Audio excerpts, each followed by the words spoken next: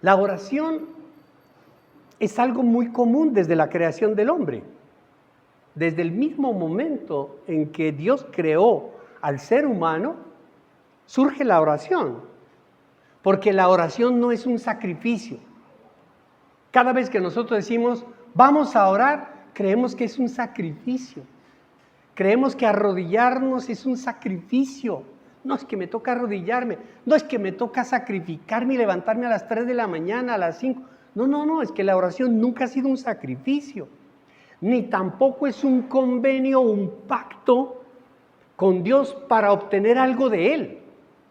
La oración no es para decirle a Dios, si tú me haces esto, yo hago esta otra cosa. No, ¿quién dijo? Eso, ni llegue con eso, porque usted ofende a Dios. Eso es un soborno. Usted estaría sobornando a Dios. No, usted no puede llegar a decirle, si tú me das, yo te doy. Si tú me bendices, yo hago esto. Es la misma cosa. Usted no le puede decir a un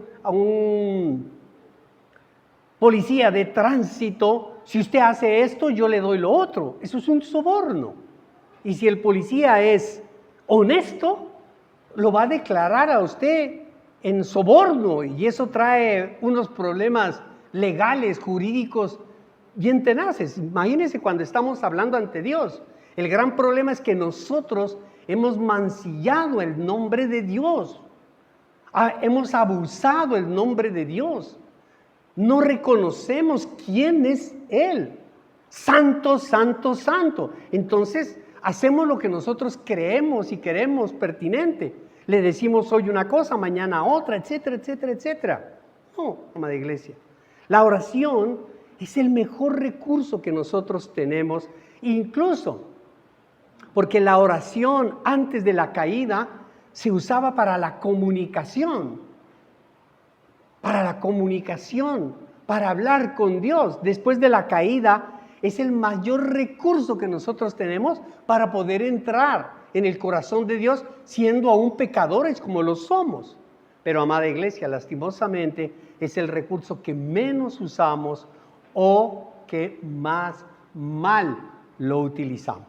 Vamos entonces a la palabra de Dios y veamos qué nos tiene preparado para hoy. Váyase al Evangelio de Lucas, Lucas capítulo 11. Lucas capítulo 11, versículo 1. ¿Lo tiene, amada iglesia? Lucas, Evangelio de Lucas, Mateo, Marcos, Lucas, tercer Evangelio, capítulo 11, versículo 1. Escucha esta bendición, solo el versículo 1, no más. Un día, cualquier día, eso significa que cualquier día de esos, así de sencillo, estaba Jesús orando en cierto lugar. Amén. Eso ya nos da a nosotros una enseñanza. Todo lugar es bueno y propicio para orar. No es que no he podido orar porque es que hay bulla. No es que no he podido orar porque hace calor. No he podido orar por esto. No. Cualquier lugar es bueno para orar. Puntos. Cuando un día estaba Jesús orando en cierto lugar, cuando terminó, le dijo uno de sus discípulos: Señor, enséñanos a orar, así como Juan enseñó a sus discípulos. Y el que lo cree dice amén y le da un aplauso al Señor. Gloria a Dios. Gracias, Señor. Amada iglesia, Jesús estaba orando, nos dice la palabra de Dios, y sus discípulos lo escucharon. Yo me imagino, siempre trate de hacer eso. Cuando lee usted la palabra, trate de recrear, de ver las imágenes, de sentirlas las imágenes, de verla, de vivirla, de meterse en la historia. Usted se puede imaginar a Jesús arrodillado, me imagino. Estaba orando. Y los discípulos estaban allí y lo escucharon. Y esperaron a que terminara, porque veían y sentían que había algo, que algo les estaba inquietando. Nosotros no sabemos, porque la palabra no nos dice cuánto tiempo duró la oración de Jesús. No nos dijo que estuvo por horas o que estuvo apenas un minutico, no. Pero lo que sí sabemos y podemos deducir de esta palabra es que ese tiempo de oración de Jesús, cuando ellos lo vieron o cuando ellos lo oyeron, ellos se sintieron conmovidos por la oración de Jesús. ¿Conmovidos por oírlo o conmovidos por verlo? Pero se sintieron conmovidos. Pastor, ¿y usted cómo sabe que ellos estaban tan conmovidos por la oración que estaba haciendo Jesús? Pues muy sencillo, porque cuando ellos, dice la palabra, que cuando Jesús terminó de orar, uno de ellos se acerca y le dice: Señor, enséñanos a orar así, como tú estás orando. ¡Qué bonito! ¡Qué lindo! Señor, enséñanos a orar. Queremos hacer nosotros esa oración. Y como para que el Señor diga, no vaya a decir: no, es que esto es la unción del Espíritu, esto solo yo oro así. Porque muchas veces a uno le dice: ay, pastor, enséñame a orar. No, esa es una revelación, y no sé qué. Le dicen: enséñanos a orar como Juan el Bautista le enseñaba a sus discípulos. Es decir, amada iglesia, con todo la honra, los discípulos le estaban diciendo: Señor, Juan el Bautista enseña a sus discípulos a orar.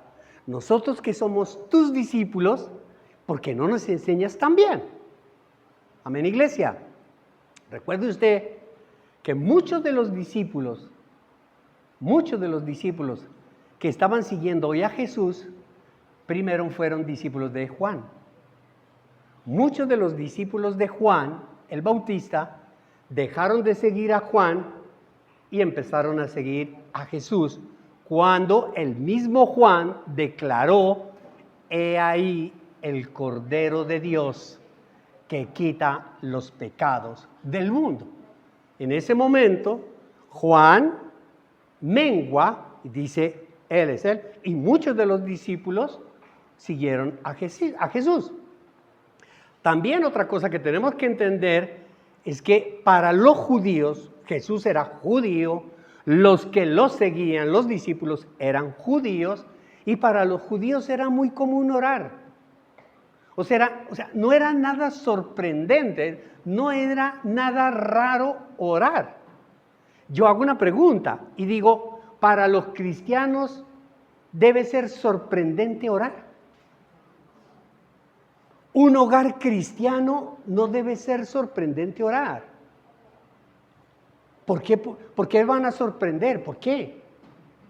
Pero si usted es honesto, se da cuenta que en la mayor parte de los hogares cristianos, la oración no es importante. No es importante. No es relevante. Es anexa. Pero nos dice que para los judíos era común orar y además enseñar, porque los judíos enseñaban la palabra de Dios. Yo le recuerdo algo: si usted lee la palabra de Dios, en ninguna parte dice que mandaban a los niños a las escuelas. En ninguna parte dice que vayan y que les dictaban clases de religión. En ninguna parte. Esa era una labor de los padres. Enseñarles la palabra, enseñarles, darles el conocimiento. Aprendían, lo que aprendían eran técnicas para los oficios.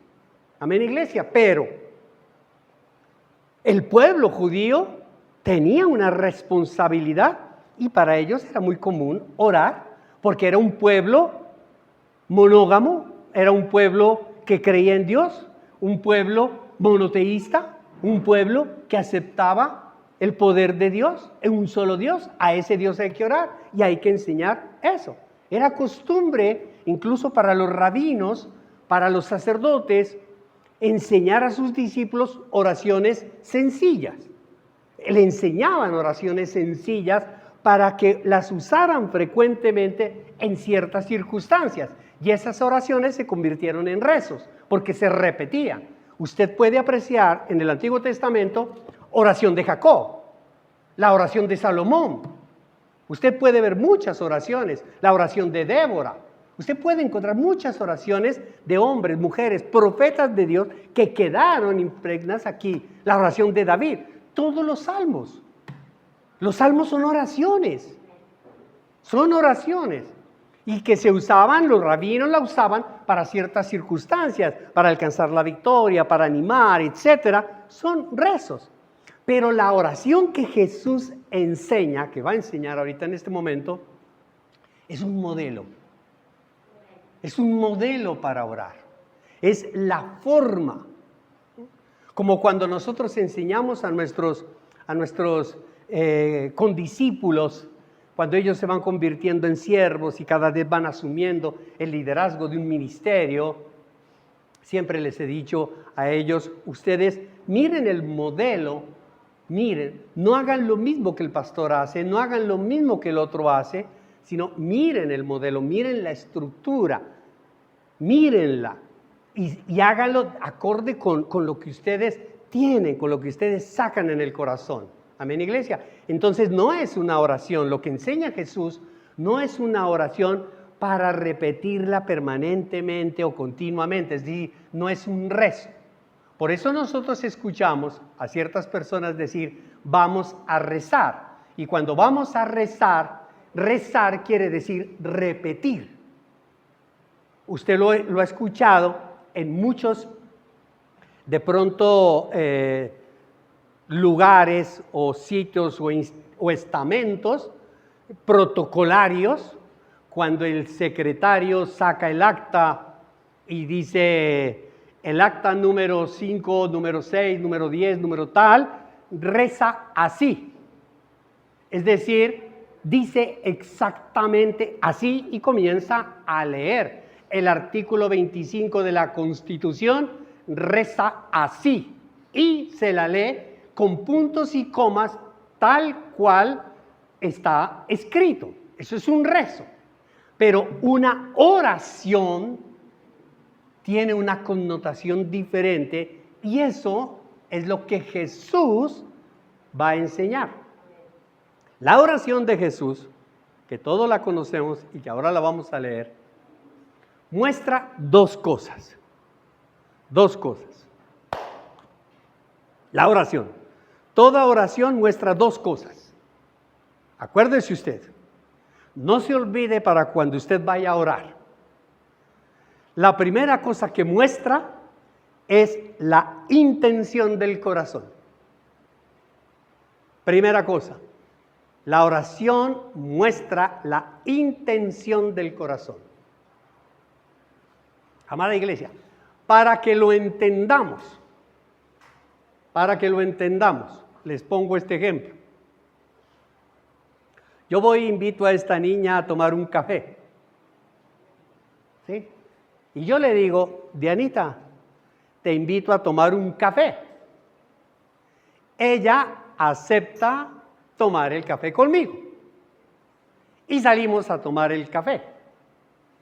Pero lo que ella no conoce es cuál es la intención que yo tengo al haberla invitado a tomar un café. ¿Me está entendiendo? Ella puede entender y decir, es algo muy rico, muy chévere, me va a decir algo, me va a compartir algo, etc. Y mi intención puede ser distinta. Mi intención, ¿dónde está, amada iglesia? ¿En mis palabras o en mi corazón? En mi corazón. Y cuando Dios, amada iglesia, ve que tú vas a orar, la palabra de Dios nos dice muy claramente en el Salmo 139 que antes de que salgan nuestras palabras por nuestra boca, Él ya conoce nuestra oración. Es decir, Él ya conoce nuestra intención. Y ahí comienza el primer problema o la primera bendición. Si nuestra intención es diferente al propósito, a la voluntad de Dios, la oración se queda en el techo. ¿Me está entendiendo? Si esta niña a la que yo invito a tomar el café conociera la verdadera intención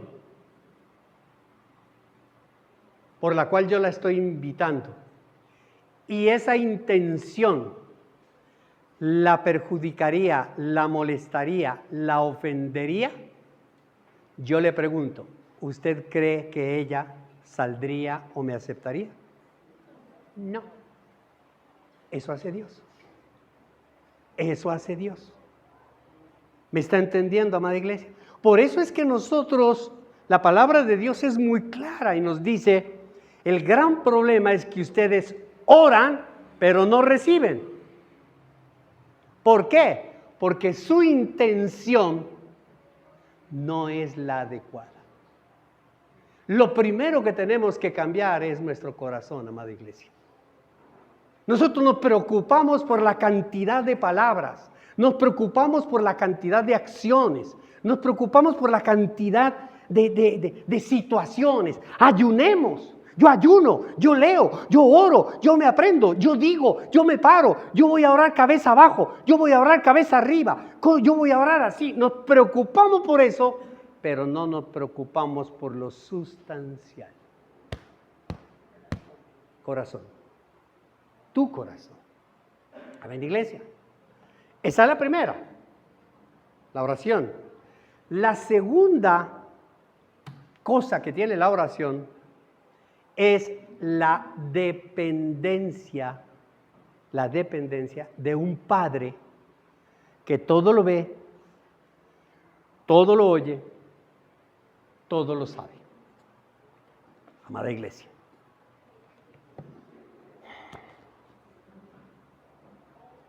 Se la voy a poner así como tan sencilla. ¿Para qué usted ora si no depende de Dios? Sencillo. ¿Para qué usted ora si no depende de Dios? Si usted depende de su trabajo, usted depende de su marido, usted depende de su mujer. Y ya le voy a hablar, ahora le voy a hablar de dependencia. Ahora vamos a profundizar en la dependencia, porque nosotros dependemos de muchas cosas. Pero ya le voy a hablar de en qué consiste la dependencia. Pero amada iglesia, si yo dependo de mi trabajo, pues yo actúo de acuerdo a mi trabajo. Si mi jefe lo que necesita es que yo salga a tomarme un café con él, pues yo salgo. Si eso es lo que él quiere, pues yo lo hago. Y si eso es lo que él no quiere, pues yo le pego una cachetada y ya, punto, así de sencillo. Y no me moleste, así de sencillo. Pero si yo dependo de Dios y no puedo cambiar las cosas, yo sí oro. ¿Me está entendiendo? Ese es otro de los grandes problemas de la oración. Que hacemos oración, pero no dependemos de Dios. Y eso era lo que estaban viendo los discípulos en Jesús. Jesús allí estaba arrodillado, dependiendo del Padre. No de Él, no de las circunstancias, no de los discípulos, del Padre. Amada iglesia, los eventos que nosotros estamos viviendo en nuestras vidas, ¿qué estamos viviendo hoy en día? ¿Violencia? ¿Tragedias? Lo vemos todos los días. ¿Desmanes? ¿Enfermedades? ¿Usted ha visto cómo las enfermedades se han multiplicado? ¿Cómo se han multiplicado las enfermedades? Es impresionante. Es impresionante. Hace algunos años, no muchos, como que las enfermedades estaban quietas, estables. No. Y con eso se ha aumentado la depresión. Hay un alto índice de la depresión y sorpresa, no en los que tenemos T5, sino en los que tienen 25.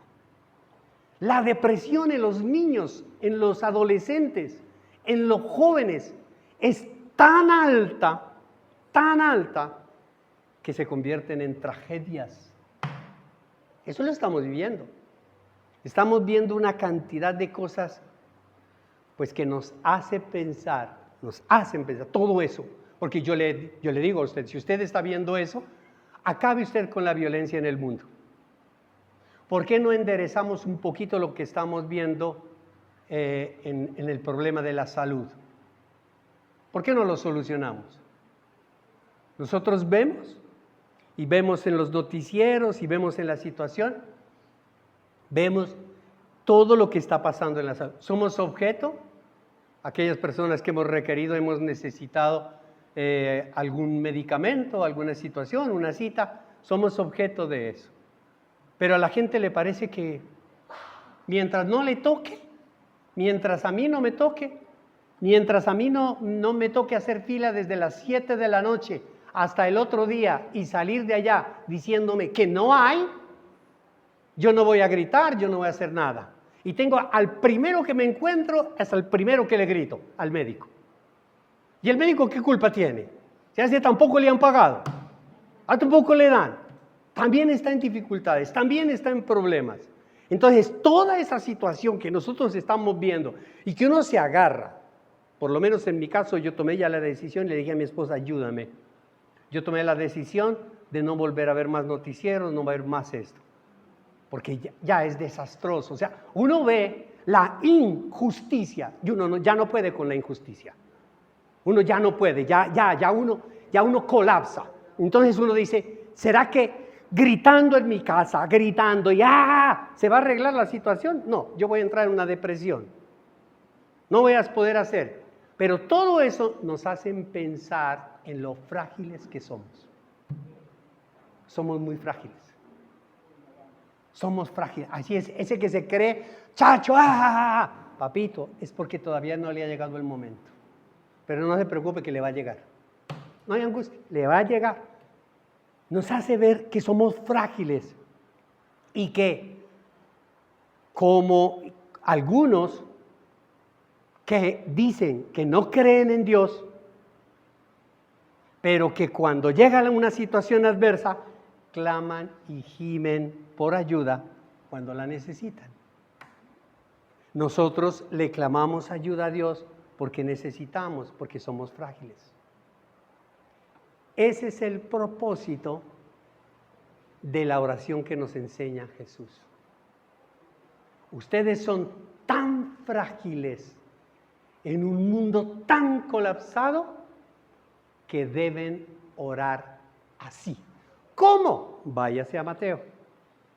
Váyase a Mateo capítulo 6. Mateo capítulo 6, versículo 9.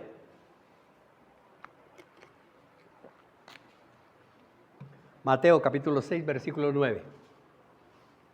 Yo aspiro que al finalizar hoy nuestra reunión salgamos, con un espíritu renovado, reconociendo que tenemos el poder para cambiar nuestra vida. Tenemos el poder otorgado por nuestro Señor Jesucristo para recibir sanidad en nuestros cuerpos, en nuestra mente, en nuestro espíritu, para recibir liberación. Todo depende de la disposición de su corazón. Escúchenlo. Versículo 9, Mateo capítulo 6, versículo 9. Ustedes deben orar así: Padre nuestro, que estás en el cielo, santificado sea tu nombre, venga tu reino, hágase tu voluntad en la tierra como en el cielo. Danos hoy nuestro pan cotidiano. Perdónanos nuestras deudas, como también nosotros hemos perdonado a nuestros deudores. Y no nos dejes caer en tentación, sino líbranos del maligno. Amén, iglesia. Qué oración tan preciosa por nosotros. El Padre Nuestro. Pero es que yo he escuchado rezar el Padre Nuestro como lora mojada. Y no uno, sino una cadena de 100 Padres Nuestros continuos. Y lastimosamente nosotros que tenemos la revelación de la palabra, no estamos orando en ese modelo para ver, sacar, sentir el poder de la oración.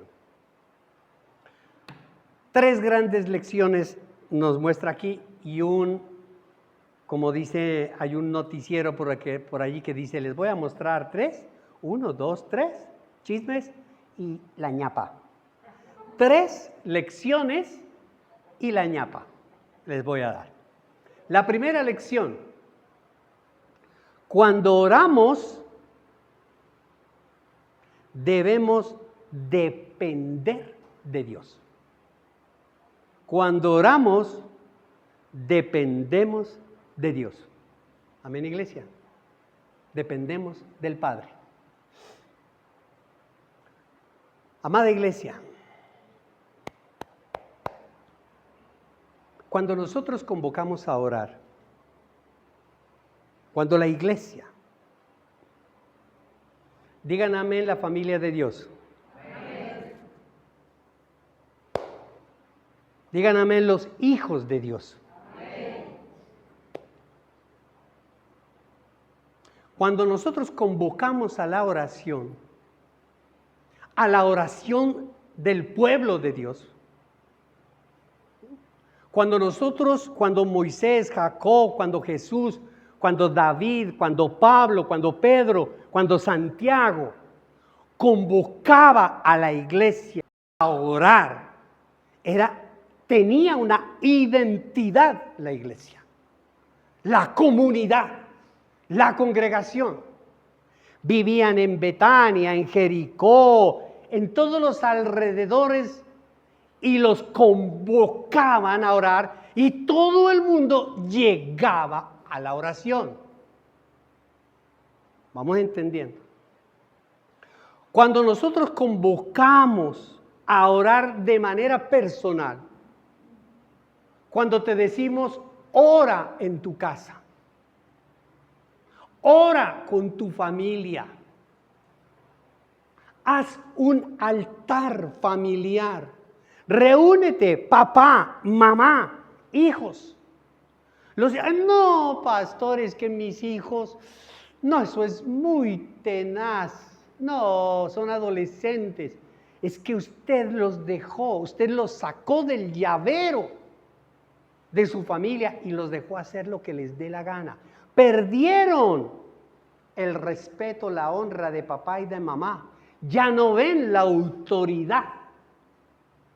Comiencen ustedes a construir el tiempo de oración como ejemplo. Ahí está. Usted se imagina mientras los hijos están viendo televisión, a un lado está el papá y la mamá arrodillados orando. Tenga la certeza y la seguridad que el poder de la oración hace que sus hijos apaguen el televisor y también se arrodillen al lado suyo. ¿Pero por qué no oran? Porque nunca los ven a ustedes orando. Nunca han escuchado en la casa, silencio, su papá está orando, su mamá está orando, papá y mamá están orando.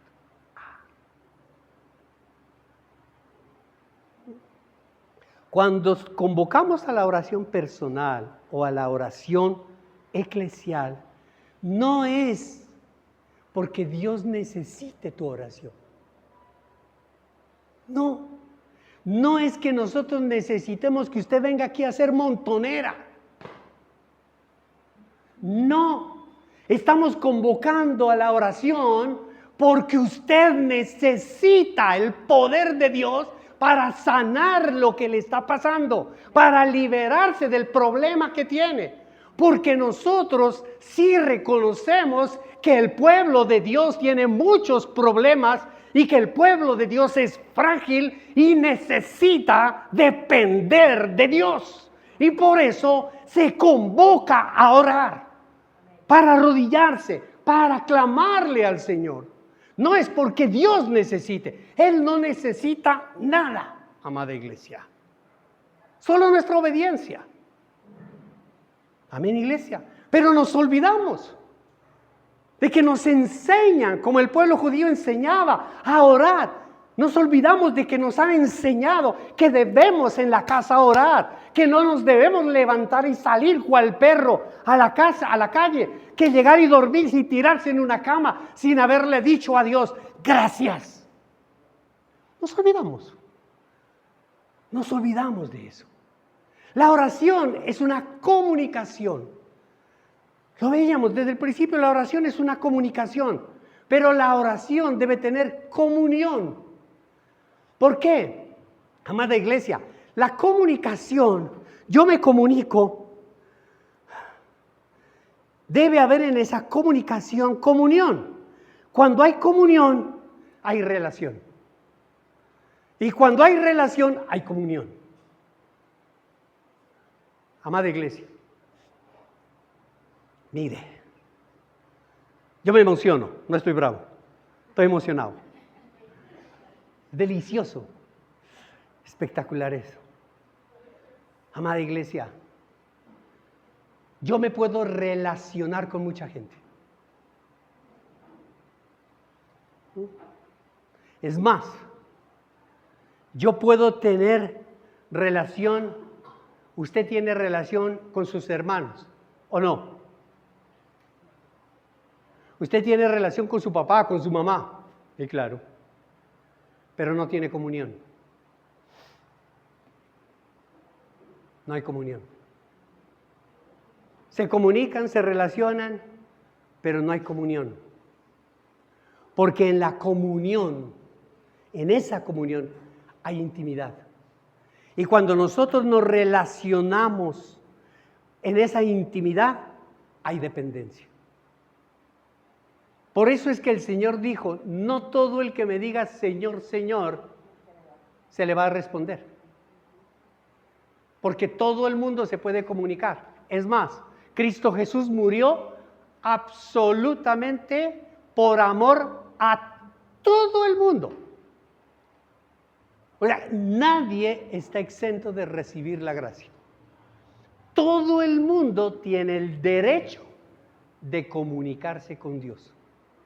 Pero no todo el mundo tiene el derecho de recibir las bendiciones de Dios. ¿Quién recibe las bendiciones de Dios? Aquellos que dependen de Dios. Si la persona dice, yo no dependo de Dios, ¿para qué ora? ¿Para qué? Sencillo. Yo no dependo del banco X. Entonces, ¿para qué va a pedir crédito al banco X? Si yo dependo del banco X, pues voy a pedirle al banco X. Y por eso es que nosotros llegamos allá y nos ponemos bravos. ¿Cómo así? ¿Cómo así? ¿Usted necesita 10 millones? Sí, yo necesito 10 millones. No, qué pena, pero es que lo que pasa es que nosotros le prestamos siempre y cuando usted tenga plata. Pues si tuviera plata no vendría a pedir. Vengo a pedir porque no tengo. No, qué pena, insisto, qué pena, qué pena, qué pena. Y uno se disgusta. Entonces, voy a cancelar mi cuenta y la voy a pasar a otro banco. Es decir, voy a depender de otro banco. ¿Estamos de acuerdo? Dependencia. La dependencia es una conexión espiritual. Cuando yo dependo, hay una conexión espiritual. ¡Wow! Yo dependo del Señor. Y ahí es donde yo les hablaba que nosotros dependemos. En estos días dependemos de alguien más. En estos días yo le decía a mi esposa, no hace mucho, 2 o 3 días, le decía, creo que fuimos a una cita médica. Mira, y cuando yo iba para allá, para esa cita, le decía a mi esposa, ¿sabes una cosa? Yo dependo mucho de ti. Yo dependo mucho de ti. Y me siento orgulloso de esa dependencia. Dependo. Porque la dependencia que yo tengo hacia ti es que tú me haces falta. Tú me haces mucha falta. No dependo de ti porque si tú no estás, no como, no. Si tú no haces esto, no. Si tú no lavas una camisa, yo no me la pongo, no. Si tú no te mueves, no. Si tú no haces esto, yo no hago las cosas. No, yo esa dependencia no. pero sí me haces mucha falta. Y yo te necesito a ti. ¿Qué sería de mi vida si tú me faltas? Le decía, a ver, ¿qué sería de mi vida? Íbamos para esa cita. ¿Qué sería? Pues, como nosotros dependemos de Dios, ella me dice lo mismo a mí. Yo también dependo de ti, también tú me haces mucha falta. Pero la realidad es realidad, que un día nos vamos a tener que separar. A no ser que Dios diga, me los llevo a los dos junticos, cogidos de la mano. ¿Cierto? No sé. Pero si nosotros dependemos de Dios, al depender de Dios, Él nos va a alimentar en esa necesidad. Nos va a ayudar, porque dependemos de Él. ¿Amén, iglesia? Dependemos. Entonces la dependencia es una conexión espiritual. Cuando estamos conectados espiritualmente, creo que hay una canción, tú me haces falta, yo te hago falta. ¿Sí? Hay una conexión espiritual maravillosa allí. Es una dependencia muy linda entre lo material y lo espiritual.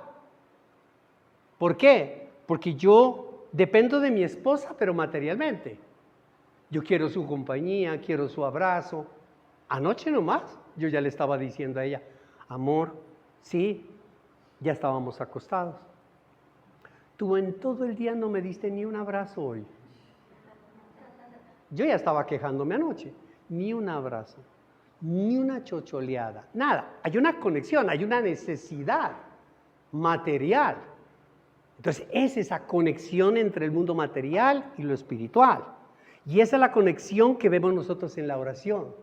Porque cuando nosotros oramos, dependemos del Padre, pero tenemos una conexión entre una necesidad espiritual y material. Amén, iglesia. Ahora, la pregunta es, ¿dependemos de Dios? ¿Sí o no? ¿Y cómo sabemos si dependemos de Dios? La oración lo expone. Cuando tú oras, si pudiéramos escuchar la oración, veríamos si tú dependes de Dios o no dependes de Dios. ¿Cómo dependemos de Dios, amada iglesia? Cuando nosotros aceptamos que todo proviene de Él.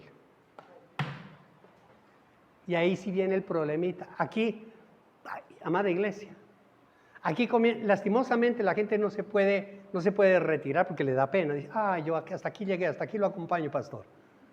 Hasta luego, yo me voy. No se puede retirar. Pero sí en el corazón nos salimos. Cuando nosotros empezamos a decir que mi trabajo, tu trabajo, depende de Dios. ¿Lo sabías? Tu trabajo depende de Dios. No depende de tu jefe. No depende de la empresa donde tú trabajas. Depende de Dios. ¿Y tú le has reconocido a Dios que tu trabajo depende de Él? En oración. ¿Tú le has reconocido y le has dicho que le has agradecido por ese trabajo? ¿Le has dicho gracias? ¿O le has dicho que ese trabajo te mortifica, que te molesta? ¿Has hablado de tu trabajo con Él? ¿Te has preguntado por qué Dios te dio ese trabajo y no te dio otro? ¿Te has preguntado en oración, le has dicho, Señor, ¿tú qué es lo que quieres con lo que yo estoy haciendo? Tú me has mandado a hacer esto. Me cerraste otras puertas y me mandaste aquí. Señor, ¿por qué y para qué? Porque yo dependo de ti y yo voy donde tú me mandas. Cuando a ti te entregan el contrato, como me lo entregaron a mí, la carta del ácido, después de 22 años de estar trabajando en una empresa, y me llega una carta y me dicen, muchas gracias y adiós. 22 años y yo tengo que salir con una mano adelante y la otra atrás. Y yo me hago una pregunta entonces. ¿Yo dependo de la empresa o dependo de Dios? ¿De quién dependo? ¿De quién dependo? Pregunto, los alimentos, tu mercado, tu subsistencia, ¿depende del mercado que tú vas? ¿Depende del supermercado o depende de Dios? Tu salud, ¿depende de los médicos de la EPS o depende de Dios? ¿De quién depende?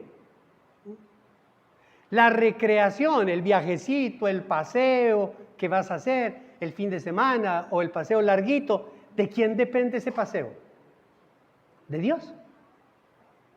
Es más, amada iglesia, la dependencia fortalece nuestras relaciones. Cuando yo les digo y les pongo el ejemplo de que le digo a mi esposa, qué rico, tú me haces falta, yo dependo de ti, fortalece cuando yo dependo. Muchas veces mi esposa me dice, ahora últimamente no nos ha ocurrido, no nos ha pasado, gracias a Dios. Pero, no hace mucho nos pasó, pero cuando ella ha tenido que quedarse en otro lugar en la noche, donde un familiar y yo me quedo en la casa, ella me dice, me hiciste mucha falta y siento nervios. Cuando tú estás, me siento protegida, me siento eso, me siento lo otro. Esa es una dependencia. Fortalece nuestras relaciones, ¿sí?, con los demás. Pero esas relaciones, escuche esto, lo dejamos con unos puntos suspensivos, dependen a través del perdón. Porque muchas veces, por no perdonar ni pedir perdón, esa relación de dependencia se enfría, se seca, como lo va a escuchar más adelante. Entonces, amada iglesia, la oración muestra, cuando tú oras, muestra la necesidad de tener comunión con Dios, porque es un asunto personal entre tú y Dios. ¿Me entendiste? ¿Tú dependes de Dios o dependes del mundo? Cuando tú dices yo dependo de Dios, tienes la perfecta comunión. La primera fase para que esa oración tenga una respuesta adecuada. La segunda lección, esa es la primera lección. O sea, ¿cuál es la primera lección? Dependencia. La oración para que sea efectiva, tiene que mostrar dependencia. Si usted le está pidiendo, Señor Dios bendito, Dios todopoderoso, ay, tengo hambre, Señor, tengo hambre, Señor, y quisiera comprarme un pan, tú no dependes de Dios. ¿Por qué? Porque el Señor te dice, ¿y qué tienes atrás en el bolsillo trasero? Una billetera, Señor. Abre la billetera. Pero, Señor, solo hay 4,000 pesos. Eso te alcanza para el pan que estás pidiendo. Ve y cómpralo. Cuando tú oras así, dependes de Dios. Depende. Señor, ¿de dónde voy a comprar el pan? Dependo de Dios. ¿Me estás entendiendo? Mientras tú tengas manos para trabajar, dependes de las manos. Cuando no tienes las manos, cuando te cierran todo, dependes de Dios. Dependencia. La segunda lección. La oración debe estar dirigida al Padre. La oración debe dirigirla al Padre. Y escúcheme bien, al Padre.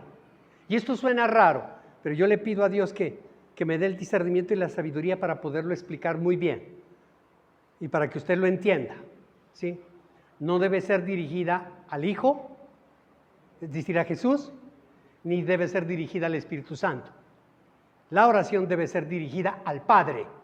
Y muchas veces nosotros nos dirigimos más a Jesús, ¿cierto? Nos dirigimos más, ¡ay, Señor Jesús, Señor Jesús, Señor Jesús! Pero es que tenemos un error en la cabeza. Y por supuesto ese error pasa al corazón. Claro que tenemos que pedirle a Jesús. Claro que tenemos que pedirle al Espíritu Santo. Padre, Hijo, Espíritu Santo es Dios. Pero es que hay que saber cómo pedir. Y hay que saber qué es lo que se pide. La oración debe estar dirigida al Padre. Entonces, si la primera es dependencia, la segunda es dirección. No le vayas a pedir al banco Y, donde no tienes la cuenta, que te den un crédito, sino que tienes que ir a pedir al banco X, donde tienes la cuenta. Dirección. Amén, iglesia. Nosotros podemos ver en nuestro texto que leímos a Jesús dirigiendo dirigiendo su oración solo al Padre. Es más, usted puede ver los 4 evangelios de nuestro Señor Jesucristo y en todos los evangelios de nuestro Señor, en todos los evangelios, nosotros vemos a nuestro Señor Jesucristo orando y pidiéndole al Padre, dirigiéndose al Padre.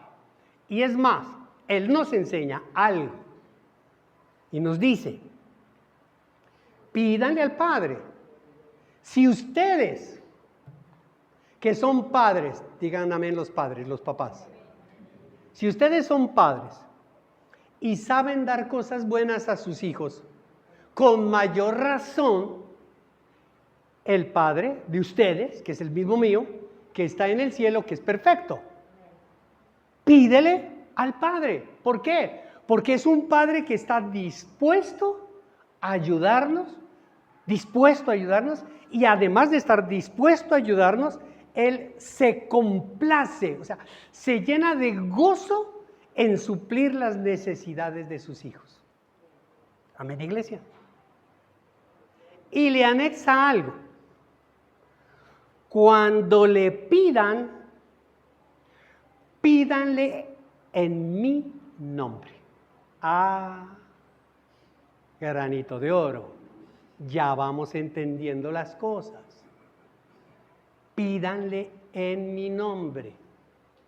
Amada iglesia, muchas veces nosotros, para que podamos entender primero el gozo del Padre, entendamos primero el gozo del Padre. El Padre, Dios perfecto que está dispuesto a darnos todo lo que nosotros necesitamos. Y Él se complace en darnos. Como muchas veces nosotros, a mí me ha pasado, por ejemplo aquí en la iglesia, que yo veo a muchas personas en mi relación como padre, como amigo. Y yo en mi corazón tengo disposición para ayudarlos. Disposición para darles. Pero se frenan. No. ¿Por qué? Porque no hay dependencia. Porque dependen más de la empresa. Pastor, ¿usted me quiere ayudar? No, más bien yo le pido a mi jefe y verá que él sí me ayuda. Dependencia de otro. El Padre está dispuesto, pero lastimosamente nosotros no recibimos lo que nos ofrece. El Padre se complace, tiene gusto. A uno está dispuesto a darle a los hijos lo que sea o no. Estoy dispuesto a darte, estoy dispuesto a ayudarte. Si es necesario quitarme lo que tengo, yo estoy dispuesto a darte lo que sea. Pero los hijos no lo reciben. Yo estoy dispuesto a ayudarte. Muchas veces en consejería les digo, yo estoy dispuesto, quiero ayudarte, quiero sacarte adelante. Y la gente no está dispuesta. Amén, iglesia. No la reciben. El Padre siempre está dispuesto. Y cuando dice la palabra que debemos hacerlo en el nombre de nuestro Señor Jesucristo, debemos entender algo. Que si tú vas a pedirle al Padre en el nombre de Jesús, tienes que tener una muy buena relación con Jesús. Porque Jesús es tu abogado y tu intercesor.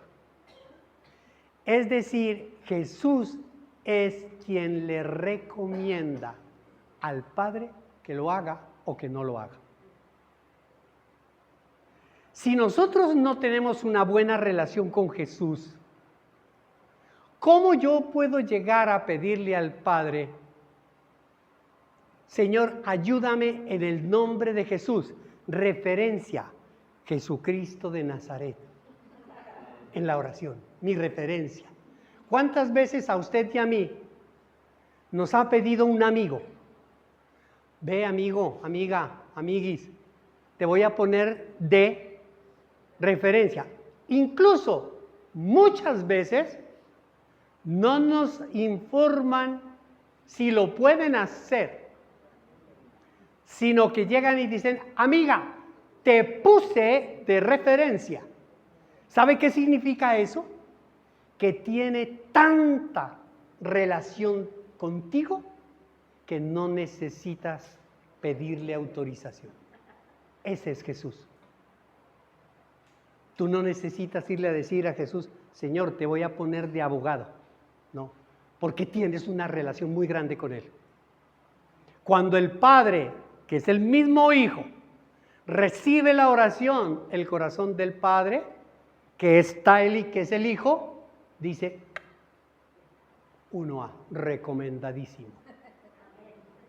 Recomienda. Póngale la firma. Hágale, mi hermano. Pero porque usted tiene una muy buena relación con Jesús. Pero si usted no tiene relación con Jesús, si su relación con Jesús es una simple comunicación, usted se comunica, habla, cree, va a la iglesia, amén, se va para la casa, pero su relación con Jesús está seca. Su relación con Jesús está muerta. ¿Yo qué saco con tener con mi esposo, con mi esposa, una comunicación si mi relación está muerta? No hay gozo, yo no me complazco. El Padre no se complace. No tiene todo el gusto. Cuando usted ve que no hay en la familia, en el hogar, hay una cosa así, usted ni se atreve siquiera a decir, amor, no hay para comprar un pancito. No, porque usted dice, donde yo diga eso, hay pelea. Hay problemas. Otra vez, parezco cajero electrónico, etc. Eso significa que no hay relación, no hay comunión, no hay intimidad. Entonces no podemos nosotros irle a pedir al Padre en el nombre de Jesús cuando no estamos reconociendo a Jesús como nuestro Señor y nuestro Salvador. Amada iglesia, para que usted vea, yo soy de ejemplos. Hace 2 noches, 2 días, 10 de la noche no puedo dormir, doy vueltas. 11 de la noche no puedo dormir. 1 de la mañana y no puedo dormir. Me levanto, me voy para la sala y me siento y digo, voy a orar.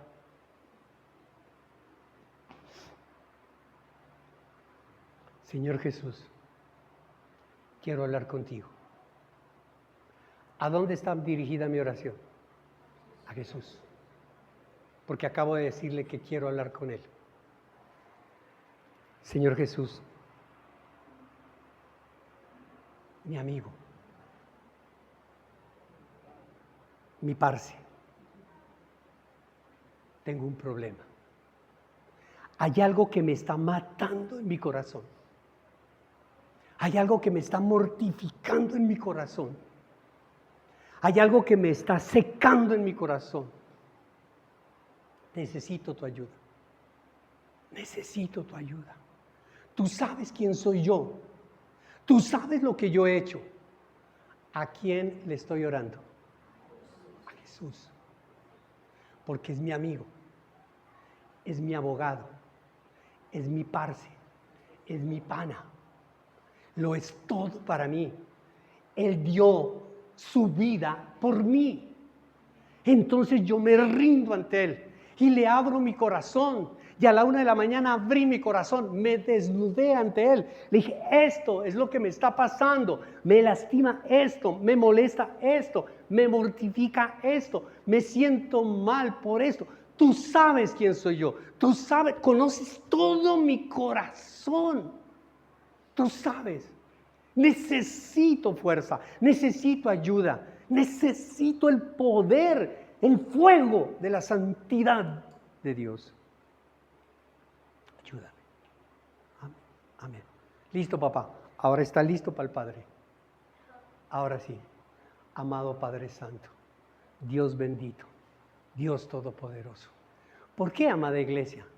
Porque muchas veces nosotros no nos descargamos de todo el pecado y la carga que tenemos en el corazón y llegamos a la oración cargados de males, valencias, pecados, dudas, amarguras, falta de perdón, todo eso.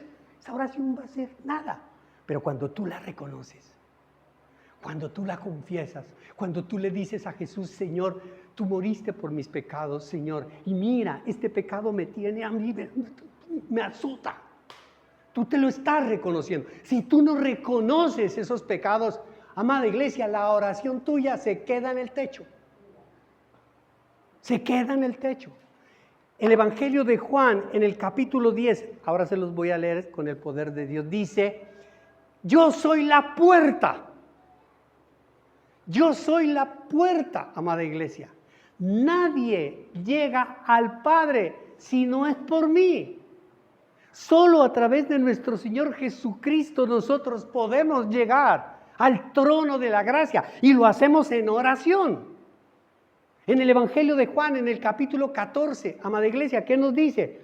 Jesús es el camino, la verdad y la vida. Nadie llega al Padre si no es a través de Jesús. Es Él, es el amigo. A ese amigo fiel que en la oración nosotros le desnudamos nuestro corazón y le decimos nuestros temores. A veces nosotros le oramos o hacemos la oración diciéndole, Señor, ayúdame, estoy viviendo situaciones difíciles. Le exponemos lo que Él ya sabe. Pero no le decimos, Señor, yo soy una caspa, estoy saliendo con el vecino, estoy saliendo con la vecina. Señor, yo soy un adúltero, soy un fornicario, soy un mentiroso. En mi corazón hay piedra, hay rabia, hay rencor, hay envidia. No, eso no se lo digo. Porque me parece que Dios es, no se lo voy a decir. Pero al amigo sí se lo digo. Si Jesús es tu amigo, se lo dices. Y le dices, ayúdame. Quiero dejar esta inmundicia, quiero dejar esta porquería, quiero dejar esta duda, quiero dejar esta pereza. Si tú no lo haces, ¿cómo Jesús va a abogar por ti? ¿Cómo? Si tú lo tumbas a Jesús, ¿cómo esperas que Él te recomiende? ¿Cómo esperas que ese amigo tuyo que te acaba de robar, que te acaba de insultar, que te acaba de ofender, y fuera de eso tú lo pones de referencia? Y cuando suena el teléfono y te dicen, aló, gracias, fulano de tal, sí, como no con él. Ay, mire, lo que pasa es que Pepito Pérez lo puso de referencia a usted. ¿Usted qué concepto tiene de él? Y uno queda, ¿qué hago? Y se me cortó la llamada. Porque no lo quiero lastimar diciéndole la verdad de quién es. Y uno termina diciéndole al esposo, si te das cuenta, descarado, ¿no? ¡Qué descaro! Tras de gordo hinchado. ¿Qué tal? Dame a mí de referencia. Por no hacerle daño. Dije, no, sí, más o menos. Amada iglesia. Pero si tenemos una muy buena relación con él, ¡wow! Se desborda uno en elogios. ¿O no? Jesús se desborda en elogios. Se desborda en elogios. Amén, iglesia. Y también nos enseña que nosotros debemos orar con reverencia. ¿Por qué? Porque nos dice, santificado sea tu nombre. El nombre de Dios es santo, santo, santo. La reverencia es adoración, amada iglesia. La reverencia es alabanza. Es un Padre amoroso que necesita, lo que más necesita, Dios no necesita otra cosa sino nuestro amor. Él es digno de recibir las alabanzas. Es digno. No hay cosa más hermosa y maravillosa cuando tú sientes, por lo menos en mi caso, cuando yo siento que mi esposa o con mis hijas o en la iglesia, a mí me abrazan y siento ese abrazo. Y siento muchas veces cuando una persona se sienta conmigo a conversar y me dice, pastor, yo lo quiero mucho, usted es una persona especial, usted es esto. Cuando mis hijas se sientan conmigo me dicen, papá, tú eres un hombre maravilloso, tú eres espectacular. Esas alabanzas dignifican. Lo dignifican a uno y uno se siente halagado. ¿Usted cree que Dios no necesita tus alabanzas? ¿Cuándo le hemos dicho a Dios que es hermoso? ¿Cuándo tú te has levantado a las 5 de la mañana para decirle, Dios, eres lo más hermoso que me pasó? Yo solo hoy me levanté para decirte algo. Lo mejor que me ha pasado en la vida eres tú, haberte conocido. Es lo mejor, Señor. Solo quería decirte eso. Eres lo mejor, lo más hermoso que hay, lo más hermoso que yo tengo. Nosotros celebramos el Día del Amor y la Amistad.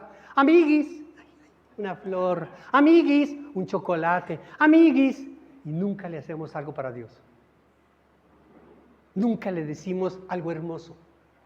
Nunca le decimos lo maravilloso que, nunca nos exponemos y hablamos de Él, es que se nos llene la boca, se nos llene, que se nos llene. Yo recuerdo en una oportunidad cuando estuve en Francia y mis hijas me llevaron donde su pastor a presentarme por primera vez, a conocerlo, y cuando nos sentamos, el pastor de ellas, mis hijas, nos recibió en su casa, y mucho gusto, y nos traducían, por supuesto, mucho gusto, y qué rico, y el pastor nos dijo, en ese entonces dijo, por fin los conozco. Claro que nosotros los conocíamos porque sus hijas no hacen sino hablar mucho de ustedes. Y uno, ese corazón se le hincha a uno. Eso parece que le va a dar taquicardia a uno ahí, de lo emocionado. Uno dice, wow, qué hermosura, que Dios sienta que cada vez que nosotros nos sentamos a conversar con alguien, sienta esa emoción de decir, lo más hermoso, lo más grande, lo más digno, lo más maravilloso que yo tengo es mi relación con Dios. Wow, me puede faltar lo que me falte, pero no, le decía a mi esposa hoy que veníamos a la iglesia, le decía, si hay algo que tengo en mi corazón es la pasión por predicar, la pasión por llevar el mensaje de Jesús. Lo amo con todo mi corazón. Desde el día en que me encargó esta misión, hace 21 años, hasta hoy en día, nunca he predicado de mala gana. Nunca, jamás, porque lo amo, porque es lo más grande, lo más maravilloso que tengo en mi vida. Amén. Y Él es el que me ha dado todo. Él es el que me ha dado esta maravillosa iglesia. Él es el que me ha dado una maravillosa esposa. Él es el que me ha dado unos maravillosos nietos, unas maravillosas hijas. Me ha sostenido en los momentos de escasez. Él me ha dado la salud. Él ha restaurado mi salud. Él ha levantado, Él me levanta, Él está fortaleciéndome cada día más. Y yo siento que cada día me estoy poniendo más hermoso. Porque dice la palabra de Dios que la gracia de Jesús hermosea el rostro. Dele un aplauso al Señor. Gloria a Dios. Y la tercera lección, la ñapa es cortica. La oración tiene el propósito de librarnos del mal, del maligno, de la tentación. La oración tiene el propósito, mire que en ninguna parte, sí, Jesús nos dice, porque ya lo dice, que nos da el pan, pero no es la mayor preocupación, como Él mismo lo enseñó. ¿Por qué te preocupas tú por el pan cuando las aves reciben todos los días el sustento? Dios no te va a dar a ti. Preocúpate más bien por aquel que está robando, quiere robar tu alma. ¿O no? Preocúpate más bien por aquel que te está robando la paz. Preocúpate por aquel que te está envejeciendo sin hacer nada. Preocúpate por aquel que te está deprimiendo. Preocúpate por las cosas malas. Esas son las que hay que liberarse. La oración tiene entonces 3 propósitos: dependencia, dirección y liberación. Amén, iglesia. Cuando oramos debemos decir, yo vengo a orar porque dependo de Dios, vengo a orar porque mi adoración está dirigida al Padre con el apoyo de nuestro Señor Jesucristo en su nombre, y vengo a orar por liberación. Me quiero liberar. No hay duda, amada iglesia, de que en el mundo existe una guerra entre el bien y el mal. Pero el mal, y escúcheme, discúlpeme si se alarga, pero no quiero dejar inconcluso esto. El mal no proviene de Dios. El mal no proviene de Dios. Pero en este mundo hay una lucha entre el mal y el bien. Hay una guerra espiritual. Lastimosamente, amada iglesia, la gente, por no tener una relación, una comunión con Dios o comunión con Jesús, termina echándole la culpa a Dios del mal del mundo. Y por eso usted escucha que la gente te dice, Dios, ¿por qué permite que el bus se vaya al abismo y se murieron las familias? Dios, ¿por qué permite que este hombre viole a un niño de 4 meses de edad? Aberraciones. Dios, ¿por qué permite el mal? No es que Dios no permite el mal. Dios no provoca el mal. No, amada iglesia. Y lo que es peor, nosotros, los cristianos, también le echamos la culpa a Dios. Increíble. Muchas veces, cuando nosotros pasamos por una prueba al estilo de Job, ¿recuerdan Job? Lean Job. Cuando pasamos una prueba al estilo de Job, hay algo, la palabra nos enseña que alguien de la familia se va a quedar diciéndote, maldice a Dios y muérete. ¿Sabe qué significa eso? Que los mismos miembros de la familia, ante una dificultad, ante un problema, le van a echar la culpa a Dios. ¿Y por qué Dios? ¿Por qué? ¿Por qué Dios? ¿Por qué? ¿Por qué? ¿Por qué Dios? ¿Por qué? ¿Por qué hace eso? ¿Por qué? ¿Por qué sin trabajo? ¿Por qué enfermo? ¿Por qué esto? ¿Por qué el otro? No, amada iglesia, el mal no proviene de Dios. El mal y el maligno es un poder activo y personal contra Dios. Se opone a Dios. Por eso la oración debe clamar por la liberación de ese mal. Hay que orar por liberarnos del mal. Hay que orar por liberarnos del maligno. El maligno está usando a tus hijos, a tus hijas, a tu familia, a los mismos miembros de la iglesia que se oponen. El maligno los usa para hacer el mal, para subyugar, para someter, para dividir, para confrontar, para destruir. Entonces hay que orar contra el mal y el maligno, no contra la persona. Porque hay una fuerza allí. Orar para no caer en las tentaciones. ¿Por qué, amada iglesia? Porque muchas veces la tentación, Dios no nos tienta. Dios no nos va a tentar nunca. No, amada iglesia. El que nos tienta es el maligno. La tentación viene por el maligno, viene por el mal. Pero Dios sí va a usar la tentación para probarte. Amén, iglesia. Él sí va a usar la tentación para probarte. Probarte a ver si tú estás encaminado para hacer el mal. ¿Ah? ¿Qué tienes en el corazón? O hacer algo indebido. La tentación viene. Dios la deja.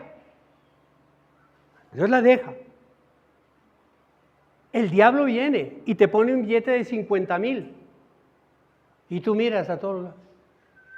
Y ahora miran para el cielo porque a ver si hay cámaras. No, no hay. Y Dios dice, yo dejo esa para ver si ese se mete al bolsillo. O si hay integridad o no hay integridad. Porque lo primero que Dios ve antes de eso es la intención que hay en tu corazón.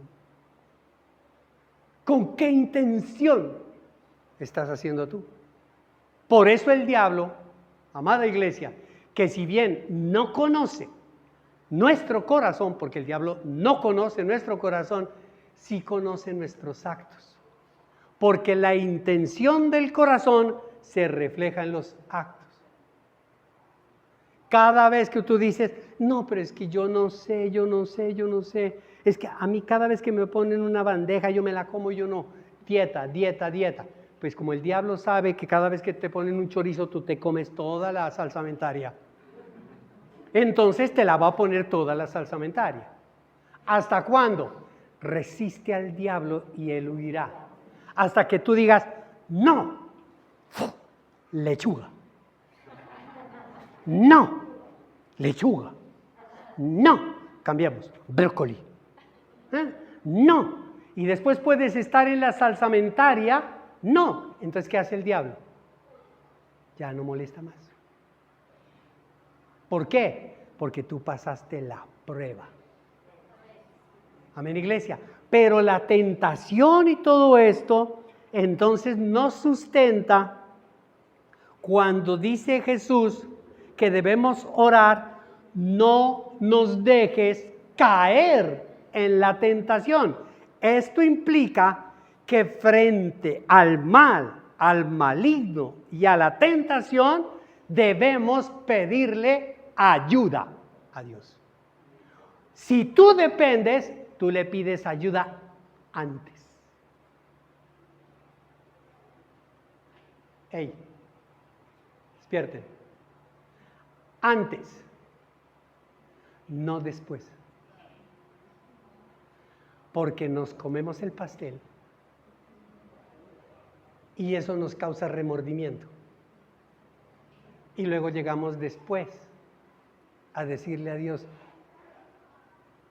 Señor, estoy con un dolor de estómago porque me comí algo indebido. Y Dios te va a decir, si tú dependías de mí, hubieras usado la dirección correcta. Antes de caer en la tentación, huye como José lo hizo y busca mi ayuda. Antes, no después.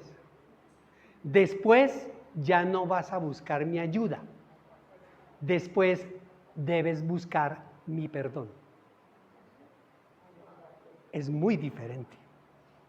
Y Dios lo que más quiere es que busquemos ayuda, aunque el perdón es vital y fundamental. Amén, iglesia.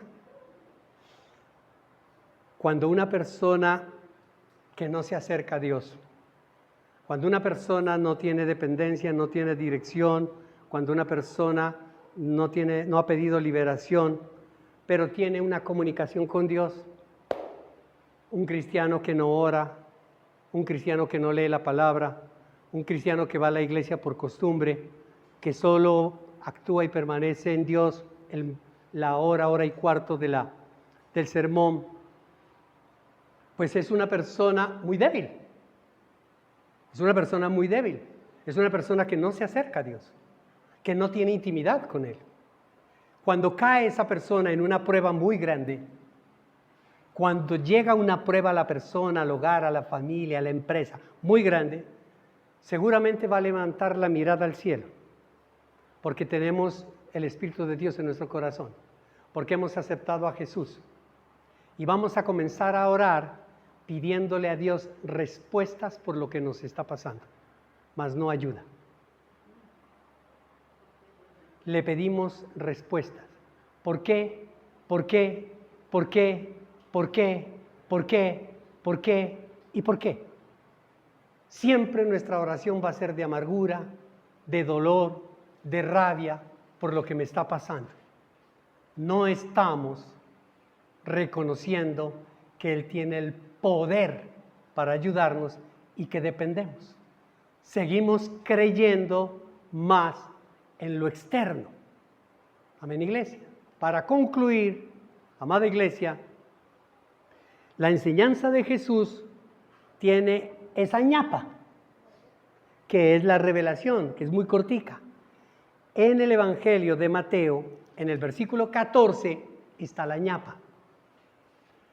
Versículo 14 y 15 dice, escuche la ñapa, porque si perdonan a otros sus ofensas, porque en la oración dice, perdóname como yo he perdonado también. ¿Estamos de acuerdo? Eso significa que toda cosa que yo le he pedido a Dios, antes de pedirle a Dios algo, yo estoy en paz con todo el mundo acá abajo. De lo contrario, escuche la ñapa, escúchela. Si perdonan a otros sus ofensas, también los perdonará a ustedes su Padre Celestial, por más ofensa grande que te hayan hecho. Pero si no perdonas a otros sus ofensas, tampoco tu Padre les perdonará a ustedes las suyas.